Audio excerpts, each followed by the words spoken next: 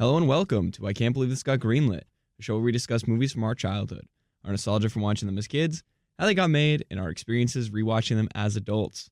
I'm one of your hosts, Nick Warner, and herein lies the question, where is Matthew Pelton?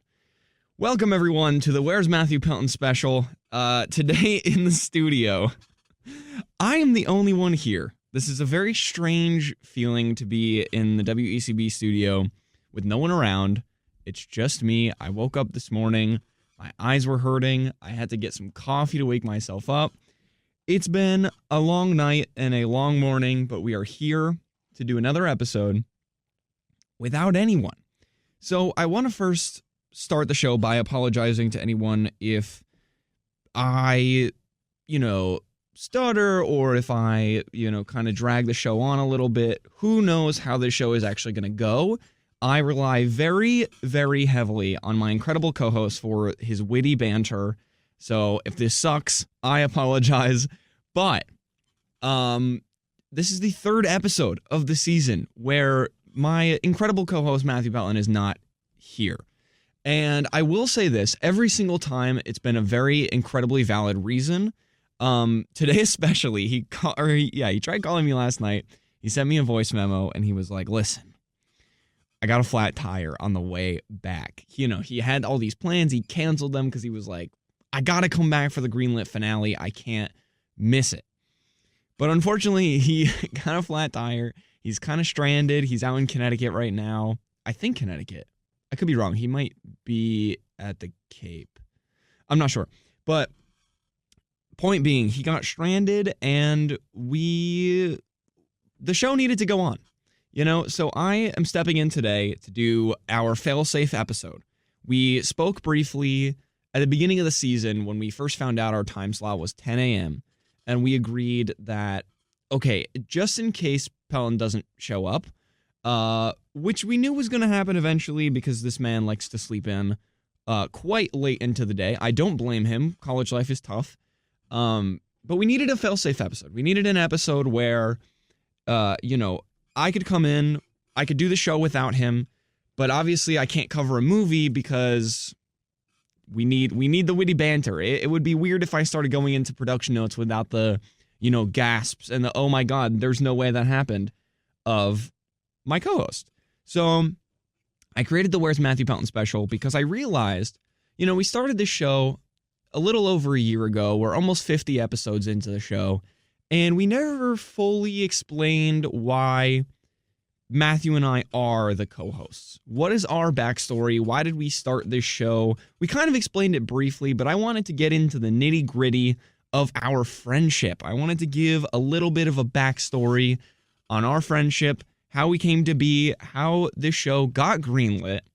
And yeah, taking it from the top, I don't know how long this episode's going to be. If it's 20 minutes, it could go the full 55. We are going to see. But I wanted to give you, the audience, more of a background on your incredible hosts. So here we go. So Matthew and I met, as most friends do, in this industry, at this school, through other people. So it was our freshman year. I always get this confused because I always think it was sophomore year. But actually, sophomore year was when we started living together. So freshman year, I was out and about walking around the common, and a friend of mine, texted me and was like, "Hey, come hang out. We're all hanging." It was a nice day. It was a spring day, spring of our freshman year. It was still like COVID times, so it was kind of that situation. So I went out. We started hanging, and I met Matthew. And now let me just say this. I knew immediately we were going to be super close because he was on his phone and he was playing like the iMessage. I think it was chess or something like that. He was playing some iMessage game or pool or something. And immediately, he was super high energy. He was like, "Oh my God, so nice to meet you. Here you go." He hands me his phone and he was like, "Help me. I need help. I need help in this chess game. I don't know what I'm doing." And I was like, oh, okay, nice to meet you too. And so I helped him out. He left, he went on a run or something like that. And then the next day, I got invited by him and, the group that we were with to go on a little adventure. We went out, we went to like this quarry. I think I'm saying that right. We went out to this little area. and we got dinner. It was a wonderful evening. And then like a week later, the whole friend group that I had just joined, we all got quarantined. And, everyone had COVID. It was just running rampant. It was crazy. Luckily, I didn't get it, but it really brought us all together. And yeah, so that's kind of where we started things. We just got really close really quickly. We, started off with very similar energies. Like we were very high energy. We had similar interests. We both loved movies. I mean, that's pretty natural at Emerson, but that's kind of where we started. So moving forward on to sophomore year, we lived together our first semester of sophomore year. It was great. We had a suite full of incredible people. They were gracious enough to bring me in because my freshman year roommate was transferring schools at that point. And they were like, oh, yeah, we have an extra spot in our suite. Let's do it. And so I was like, oh, this is amazing. And so, that's kind of how we started on the, hanging out every day, working on projects. I eventually introduced him to AMC A-List, and now he's a huge, voice and advocate for the program. AMC A-List is one of the greatest things known to man, and I am so incredibly happy that it exists. But yeah, we started going to movies together. There are so many good memories from that semester. We saw the live action Clifford movie. That was insane. I think that was the semester that we saw the movie version of Dear Evan Hansen, which was crazy because we saw that with our other roommate, Jonah, past and future guest, Jonah Bowen. We love him very much. We saw that movie. It was the three of us, and there was no one else in the theater, naturally, for that film. And so Jonah and I, being pretty big fans of the show, we started singing all the music and everything. And Matthew, famously or not, doesn't love musical movies, and I understand why. You have all this tension build up, and right as you think you're about to get deeper into the plot, they break out into song. I'm pretty sure that's his reasoning. But like, oh man, it was such a fun time. It was such a horrible movie, but we had such a blast. And then by the end of our sophomore year, we were riding high. It was one of the best semesters I've had here at Emerson. And then we both took off and left. He went out to the Netherlands. I went to work for Disney for the first time. And we kind of just went our separate ways for a little while. Came back over the summer, obviously kept in touch. And then junior year, we were ready to go. We were going to live together again. And then I got the internship at The Tonight Show. So it was yet another semester. It was basically a full year where we didn't live together, really hang out a ton. Obviously, we kept in touch. We worked on some projects, which I'll get to in a minute. But that was kind of, the vibe. And then there was this whole situation that I'm not going to get into on air, but there was a big falling out in that friend group that I was talking about a little earlier. And he was really one of the only ones that stuck up for me, and I really appreciate him for that. There were others in there, but he was kind of the main one that was, a big defender of me, because I left. I didn't do really anything. And it was a whole situation with the room that I was supposed to be in and coming back. That's a whole thing. But, he was the one who kind of stuck up for me, and we got even closer that semester because we lived in a suite where we were really the only ones that were hanging out. We used that semester to, go back to the movies, start on new projects, and start this show. That was almost a year ago, a little over a year ago, January of 2023. And then Greenlit was born. And I'm realizing now it is now 10:09 and I am halfway through. I am halfway through my notes. I'm realizing that conversation goes so much farther when there's two people, and doing a podcast on your own is very tough. So I'm using this episode, the Where's Matthew Pelton special, as a PSA for anyone that wants to start a podcast on their own. It's really hard unless you have a very detailed itinerary. But I have to admit, I wrote down all of these notes and created the Where's Matthew Pelton, but the actual itinerary, because we've had the idea for a minute. I think the beginning of the semester is when we came up with our little fail-safe episode. But I didn't really write anything down for it until last night at like midnight. And if you know the show, I wake up pretty early to come to the studio. And the show before us wasn't here. So we were like, I've been the only one here for like an hour and a half, just kind of hanging out, listening to music. Um, but like, yeah, we're coming up on the end. Not actually. I'm gonna try and make this go as long as I possibly can. Um, but yeah, so we've been creative partners basically since we first met, and we've created 4 short films together as a director and producer duo, and an upcoming series. So I'm gonna get a little bit into that right now. So we first started our sophomore year when we lived together. That beautiful, beautiful semester, first semester sophomore year, right before he went to the Netherlands and I went to Disney.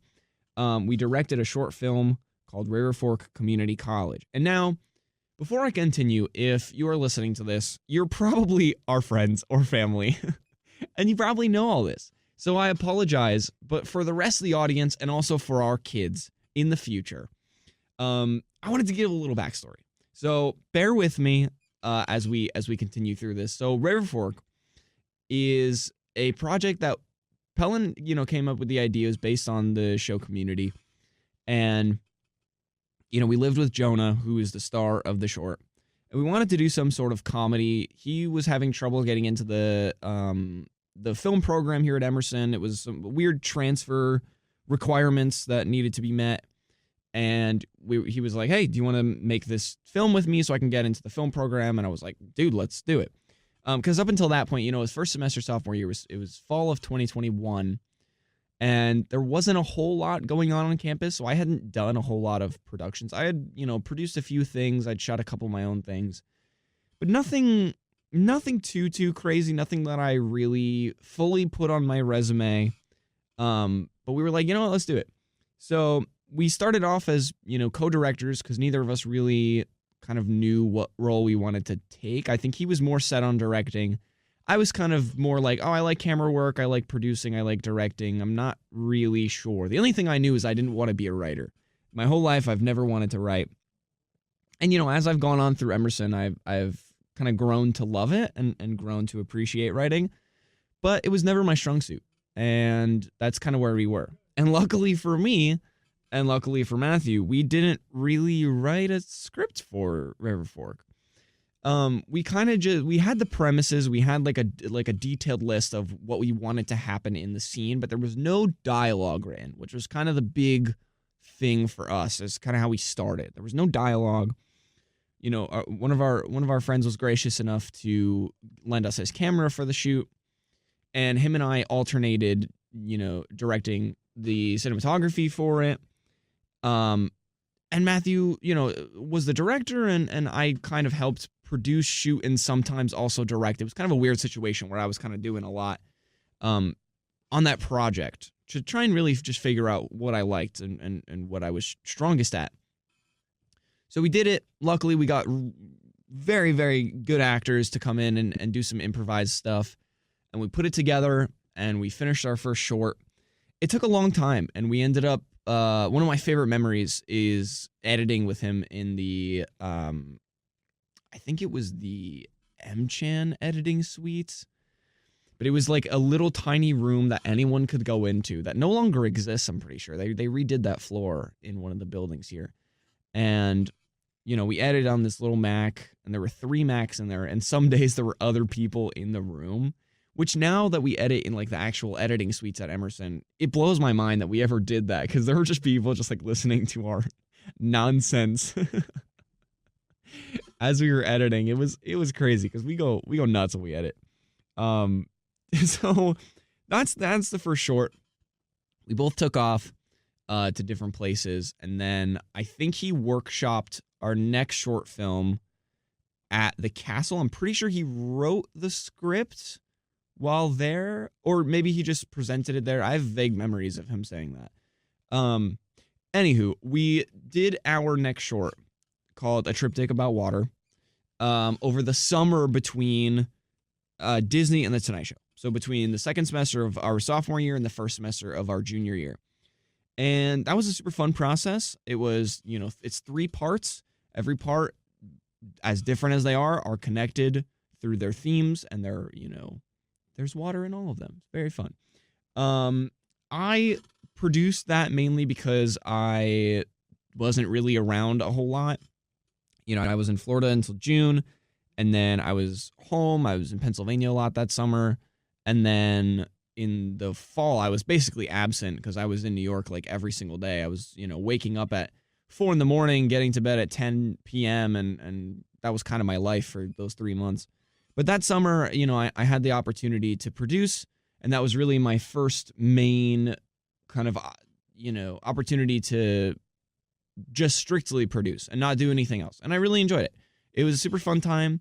I'm proud of that project, and that will, I'm trying to think about the editing process for that, because to my knowledge, Pelton and I like to edit together. This kind of, it started with River Fork, and we were piecing things together, and then we continued it into Triptych, and I'm fairly certain we edited that.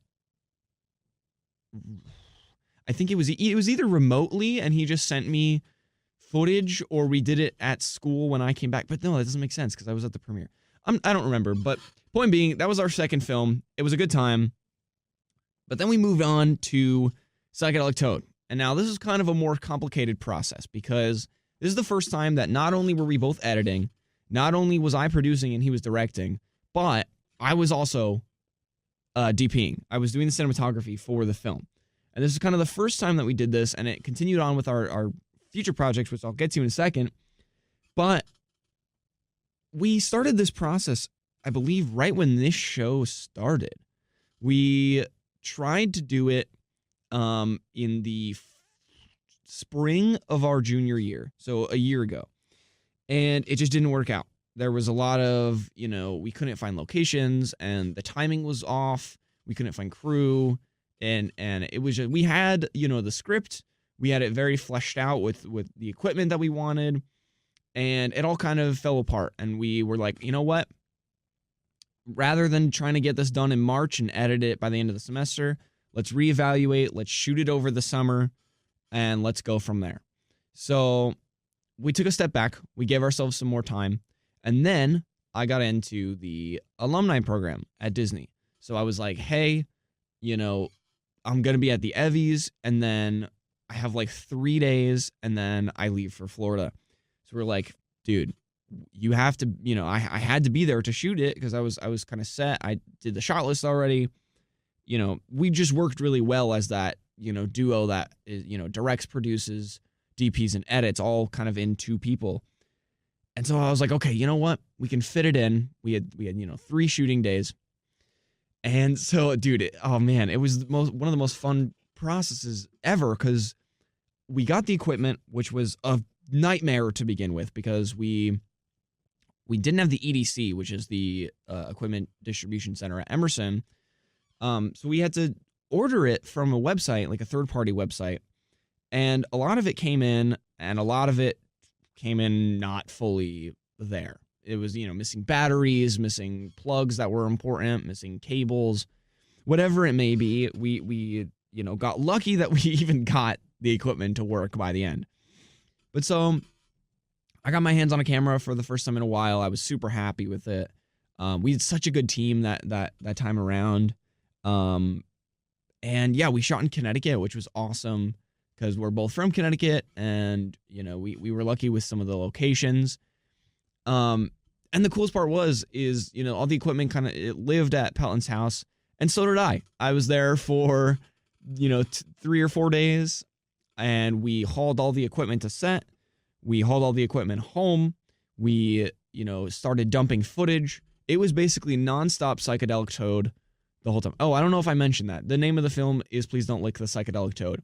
The names for Pelton's films get crazier and crazier, but I love them so much. So we dumped the footage, and we continued on, and it was just such a fun week or a couple days, because I knew I was going to Disney. We had just, finished school. We had won the Evie for this show, and man, it was just such a fun couple days. It was beautiful weather. I mean, couldn't have asked for a better time. And then I went to Disney again, and then came back for, last semester. And then we move on to Your Mama's Pie, which we shot last semester. And luckily we got lucky because we got to use the EDC equipment. But it was one of those things where the whole movie is about students that sit around a campfire and chat away. And that was it. And it was a super simple concept. We were like, okay, we're going to make it less, complicated than Psychedelic Toad so that we can just get it done. One location, maybe two, we're chilling. And what we didn't realize, excuse me, what we didn't realize is that the ideal location for this was not in Boston. It was not in Connecticut. It was in New York. It was at Pelton's old boarding school where he went to high school. So it was super cool for him to get to shoot there. But oh my God, what a process. We thought it was going to be super simple. We were trying to avoid the Psychedelic Toad situation. And we mostly did. We gave ourselves a month to film, or to do pre-production, which was quite stressful looking back. But we got it done. We got an amazing crew that we've worked with on other projects going forward, and I hope to continue to work with that team. But man, it was, if Celsius and, coffee didn't exist, excuse me, oh my goodness, I'm dying over here. I don't know if we would have made it to set, because we were going to set, super late at night, and we had a lot to film, and we only had the weekend because we were in the middle of classes. So we had Friday, Saturday, and Sunday, or yeah, something like that. And then we came home Monday, and, we got the whole crew out to Connecticut. Everyone stayed at my place and Pelton's place, and then we all kind of shuttled in from there. We all took separate cars and all this stuff. But we started filming at like 7, 8 o'clock. And we went and sometimes until like, 12, 1, 2. And then we wouldn't get home until super late. So it was a rough process. It was kind of, hang out during the day, catch up on your sleep, and then go shoot and then come home. And the unfortunate thing is it was fall, so it was raining. And it's kind of meant to take place during the spring when they're like leaving school. So it was kind of a rough first day, but then the second and third day were super fun. We had such a good time. But man, we thought we were really simplifying things there. And again, for the most part we did, but there were some things where we were like, I don't think a film is ever going to be simple, especially producing, DPing, and editing, because it's a whole thing. But that's coming out soon, so I'm super excited about that. And then we move on to today, where we just wrapped on Tales from River Fork Community College. Now, if you were paying attention, River Fork Community College was a short film that we made our sophomore year. So you might be asking, Nick, what is Tales from River Fork Community College? Well, let me tell you.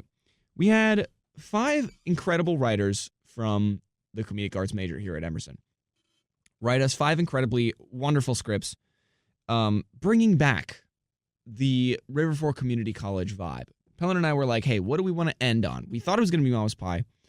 And then we had a few other ideas that I think we're still going to try and make in the future. But we were like, well, we have these scripts. Why don't we end with River Fork? Bring it back, full circle. Let's do it. And so we read the scripts and we were like, man, this is going to be a lot. I don't know if this is even possible. It's basically 5 short films. It's 5 episodes of a miniseries in 1 semester. And pre-production basically didn't start until we got here. So remember when I said we had this super simple 1 location film and we basically had like a month to do pre-production? It was essentially the same thing. We had a little more time for pre-production, but essentially the same thing for this semester. We had, a month or 2. We basically 2 months, but it was 5 short films and a ton of locations, a ton of characters, a ton of extras, a ton of costumes, because it's comedy. So it's a lot of one-off bits in 1 location with a bunch of props, and then you move on. But it's just so much to handle as a producer. So we shot everything with Jonah, our dean, last semester because he was taking off to LA this semester. And then this semester, we started our pre-production. Like I said, we had 2 months. And like a month in, I sat Pelton down and we had a very, very, serious conversation of, is this even physically possible? Because this is maybe the busiest semester of my Emerson career alone. And obviously, Pelton has a lot going on. He was applying to grad school. Luckily, he got in. Very proud of him. But man, it was a super busy semester. We were trying to accomplish something that like people were calling us crazy basically for it. And, we had this conversation. We were like, well, the only way that this is possible is to bring on other producers because I don't basically I was like, I don't know if I could do this on my own, by ourselves, just the two of us. And so luckily we had I have two very close friends, Andy and Lily, both past Greenlit guests. I love them very much. They helped produce Alone Again. I was on that team with them. They were both amazing. And I was like, listen, let me ask these guys. They don't have to do a lot. I just need help with wrangling people and locations. That's two main things. And we brought them in. They both said yes. And they saved the project. Hands down, they were the reason that the project got made. And so we did it. I DP'd, Pelton directed, I produced, and we were both in the process of editing. We are almost done with a rough cut of episode 1. And man, it came together, but I was really, really nervous about that project. I'm not going to lie to you. But I'm happy to report that it's all done. Everything's wrapped. We're in the process of editing, and hopefully by the fall, those basically 5 films will come out. The miniseries will come out. And that's it. That's our projects that we worked on together at Emerson. Now, luckily, we're still very close friends. We have this show. We're friends outside of the show. And Pelton's going to grad school. I'm kind of moving on to my own thing in Florida, working for Universal, which I'm very excited about. But the cool part about, it's unfortunate because the pandemic happened, but the cool part about the pandemic is that Zoom now exists. So not only can we continue the show, but we can continue working on projects together with me as a remote producer. And then theoretically, if we're, filming a couple days on a weekend or over a week or something, I can fly out to LA and I can DP, or I can just help produce and we can still work on stuff together, which is amazing. So that kind of brings us to today, where we host this radio show and we're working on projects in the future, hopefully. But I want to just kind of go back to the very beginning of this show because we explained it, but I want to bring it up again. How the show got greenlit, funny enough. We tried to make this show for 2 years. We wanted to do it in 2021. Pelton and I were like, man, we have a really good, back and forth. We have good chemistry and our conversations can go far over an hour, as you've probably heard in the summer sessions. But we wanted to make something that was uniquely ours. We wanted to do the radio show. We thought it would be really cool to have something for our kids, something for the future that we can go back on and be like, man, this is such a time capsule. So that's why I try and bring up things that are very in the moment, like things that are happening now, culturally relevant, like today, so that in 10, 20 years from now, I can look back on this and be like, man, that was so cool. That's what my college experience was like. You could see it over the course of, the end of my junior year to the end of my senior year. Kind of how I've grown as a podcaster, which is such a weird thing to say. But I kept leaving campus, obviously with Disney and The Tonight Show, and we couldn't shake the fact that we didn't really have an original idea for a show, and that we really just wanted to be the next Blank Check. Now, Blank Check, as we've mentioned probably a dozen times, is a show hosted by David Sims and Griffin Newman, which we love. Shout out to them. They were our original inspiration for the show. They go on very, very, very long tangents about movies, and they do directors, like director series. So they cover all the movies that directors have made, kind of showing the progression of those directors over time. Now, we wanted to do something similar, and then we were like, but that's not original. That's not our idea. So we sat on it for a while. I left for Disney. Pelton left for the Netherlands. He came back. I did not. I went to, New York. And then eventually when I came back, I sat him down and I was like, listen, we need a niche. We need something that could be uniquely ours. And so I said, what if we, did movies from our childhood? It hits a niche audience, but it's big enough that we could have, a good amount of people relating to what we're talking about. He was like, oh my God, that's a great idea. So we went in, we pitched I Can't Believe This Got Greenlit. We wanted to do a show, as many of you would know, where we talk about movies from our childhood. How they got made, our experiences rewatching them as adults. I forget the intro, but that's what it was. That's what we wanted to do. So that's kind of how we got greenlit. We pitched it. It's a unique concept. We hope to continue it in the future. And that's kind of it. We're now 30 minutes in, and I'm surprised that I even made it this far. And I'm probably going to listen back to this and be like, that was a hot, steamy pile of doo-doo, but it's okay. I'm doing this mainly for myself. So before we end the show, I want to take a moment just to really, really emphasize how much I love my co-host. This guy, oh my God, love him so much. So my favorite memory with this dude, it actually is a series of memories. My favorite memories with Pelton, aside from doing the show, aside from going to the movies and making fun of really crappy movies, that's such a fun time, is editing. Like, I love editing the show with him. Not the show. I love editing our short films with him. I edit the show. Yeah, man, it's such a fun time. Like, we go through, all the as you do when you edit. You go through all the takes, you laugh at it, you make fun of yourselves, like, well, why did we do this? How did this happen? Like, this is crazy. And we just have some of the best times. We go off on random tangents about, I've gone off, I think when we were editing Psychedelic Toad, I went off on like a 20-minute tangent about Robert Earl, the founder of Earl of Sandwich and Planet Hollywood. Oh my God, that was a crazy time. But it's just so fun, especially because of the nature of the films that we've edited, that we've made, really.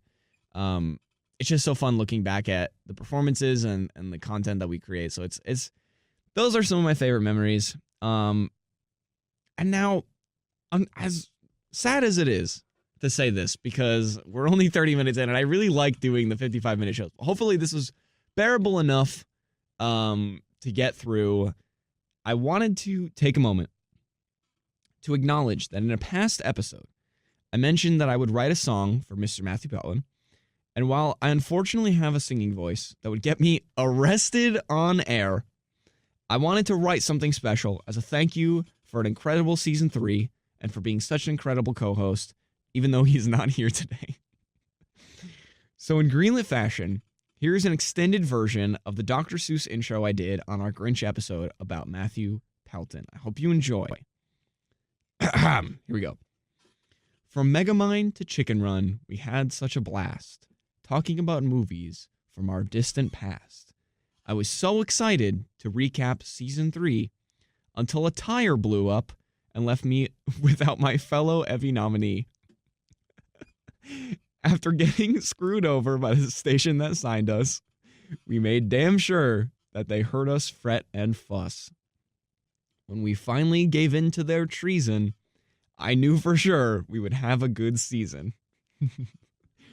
Although there were days where it was just the guest and I, you made up for it by making me laugh till I cry. From the bottom of my heart, I want to say, I'm so proud of the show in every way. I don't mean to brag or even boast, but I, my friend, have the best damn co-host. Guys, that has been the Where's Matthew Pelton special. I hope you enjoyed. I'm so sorry for anyone listening live that was really excited to hear the season 3 finale. That is coming hopefully soon. That will be the next episode. I promise you that. I don't know how long it's going to take to make because it's a crazy end of the semester. Pelton's graduating. I was supposed to graduate, but that's a whole different thing. Yes, thank you all for listening. Now, I said it last week. I'll say it again. Tune in next week or possibly in a few days. I don't know what the release schedule is going to look like with the Where's Matthew Pelton special. But tune in to the next episode where we're going to cover the best and the worst from season 3. And yes, we will see you then. Bye. Bye.